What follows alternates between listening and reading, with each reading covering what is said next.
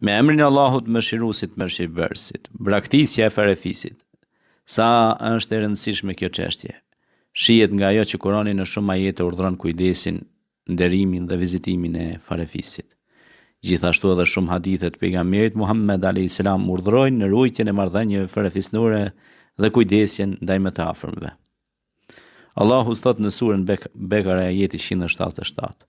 Nuk është e tërë e mira e kufizuar fytyrat tuaja t'i ktheni kahlindje ose perëndimi, po mirësia e vërtetë është ajo e atij që i beson Allahut ditës së gjykimit, melekëve, librit, pejgamberëve dhe pasurinë që e do, ua jep të afërmve, bonjakëve, të varfërve, udhëtarëve, lypsve dhe për lirimin e robërve, dhe ai që e fal namazin e jep zakatin, dhe ata që kur premtojnë e zbatojnë.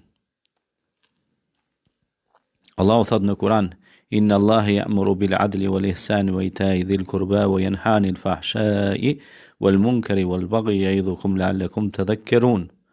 Allahu urdhëron drejtësi, bamirësi, ndihmë të afërmve, ndalon nga imoraliteti, nga e neveritura dhe dhuna.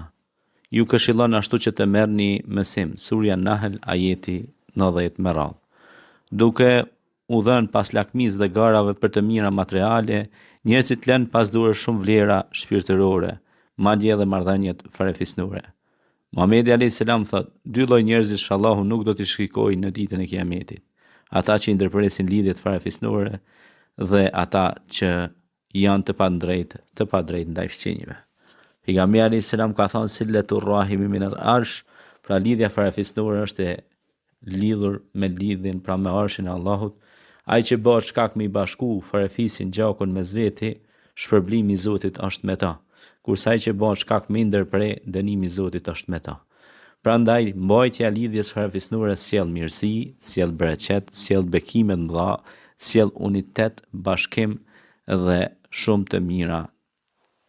Prandaj mbajtja e lidhjes farefisnore duhet të jetë gjithmonë edhe si moto dhe slogan e të gjithë ligjëruesve, folësve motivues, mësuesve, hoxhallarëve, dietarëve, njerëz të cilët janë aktorë në pjesëmarrje qoftë private dhe publike në porët e jetës, që ata të ndikojnë me fjalimet, me shkrimet, me edukimin e tyre, që pra të mbahet lidhja farefisnore, që është edhe traditë jona si popull dhe si kombë dhe si trevë në trojet shqiptare kudo në viset ku jetojnë dhe frymojnë shqiptarët.